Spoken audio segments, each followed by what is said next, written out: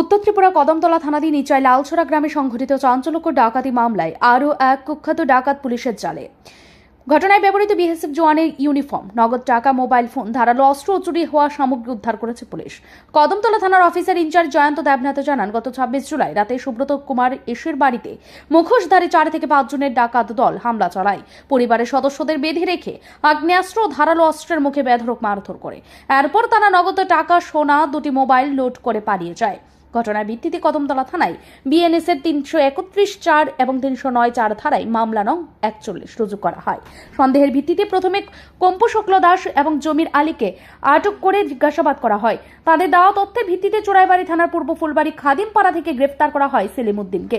সেলিমের বাড়িতে তল্লাশি চালিয়ে পুলিশ উদ্ধার করে নগদ 12,100, একটি অ্যান্ড্রয়েড ফোন এবং 3টি কিপ্যাড মোবাইল, ধারালো অস্ত্র, ডাকাতির সময় ব্যবহৃত বিএসএফ ইউনিফর্ম, কুর্তি, মাদ্রাসা থেকে চুরি হওয়া একটি মিউজিক সিস্টেম। প্রাথমিক তদন্তে জানা গিয়েছে, ডাকাতরা বিএসএফ জওয়ানের পোশাক পরে গ্রামে প্রবেশ করত, যাতে কেউ সন্দেহ না করে। পুলিশের ধারণা, এই চক্রের সঙ্গে রাজ্যের বাইরের কুখ্যাত অপরাধীরাও যুক্ত থাকতে পারে। ধৃতকে রিমান্ডে নিয়ে চক্রের সম্পূর্ণ নেটওয়ার্ক চিহ্নিত করতে কাজ করছে পুলিশ। ভুক্তভোগী সুব্রত কুমার এসে ইতিমধ্যেই উদ্ধারকৃত সামগ্রী নিজের বলে শনাক্ত করেছে। গত 26/7/2025 তারিখ রাত্রেবেলায় 1টা থেকে 3টার মধ্যে আমাদের ইছাই লালছড়ায় একটা বাড়িতে একটা রবারি হয়েছিল। 4-5 জন মানুষ তার বাড়িতে ঢুকে সুব্রত কামরেশ ওনার বাড়িতে ঢুকে কিছু স্বর্ণালঙ্কার, কাপড় চোপড়, ওনার ক্যাশ টাকা, মিউজিক সিস্টেম এগুলি এবং মোবাইল ফোন এগুলি তারা নিয়ে যায় রবারি করে।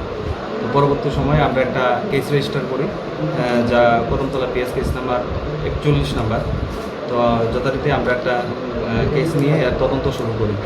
তদন্ত চলাকালীন আমরা সাসপেক্টেড কিছু মানুষ 2জনকে আমরা অ্যারেস্ট করি, যাদের নাম হচ্ছে জামির উদ্দিন সাউথ কদমতলার এবং কাপ্পু শুক্ল দাস সাউথ ফরুয়া।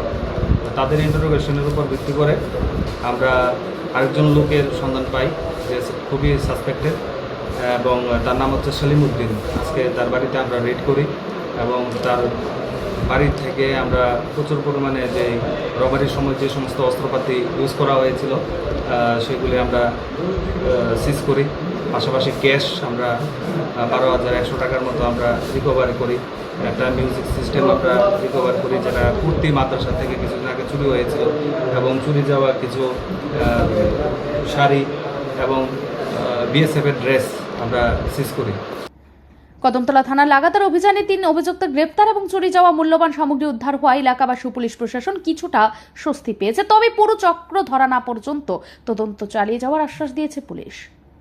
ব্যুরো রিপোর্ট, ঋদ্ধি নেটওয়ার্ক।